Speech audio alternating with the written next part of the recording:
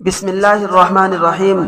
اللہ تبارک و تعالیٰ نے پارہ 29 سورہ ملک کے شروع میں فرمایا الذی خلق الموت والحیات، اللہ وہ ہے جس نے جینا اور مرنا پیدا کیا، جس نے موت اور زندگی پیدا فرمائی۔ شیخ العربی والعجم حضرت مولانا حکیم محمد اختر صاحب فرماتے ہیں، جب میرے شیخ حضرت مولانا عبدالغنی پھول پوری نور اللہ مرقدہ نے مجھے اس کی تفسیر پڑھائی تو مجھ سے ایک سوال کیا کہ بتاؤ پہلے موت آتی ہے یا زندگی؟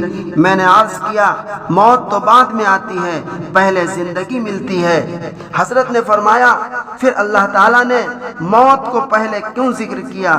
میں نے عرض کیا آپ ہی فرمائیں۔ حضرت پھول پوری نور اللہ مرقدہ نے فرمایا اس میں راز یہ ہے جو انسان اپنی زندگی کے سامنے موت کو رکھے گا وہ دنیا کی مشغولیوں کے ساتھ ساتھ وطن آخرت کی تعمیر میں بھی لگا رہے گا، ورنہ پردیس کی رنگینیوں میں پھنس کر دائمی وطن کو ہمیشہ تباہ کر لے گا۔ اس لیے اللہ تعالیٰ نے موت کو پہلے بیان فرمایا ہے تاکہ دھیان رہے تم یہاں کے نیشنل نہیں ہو۔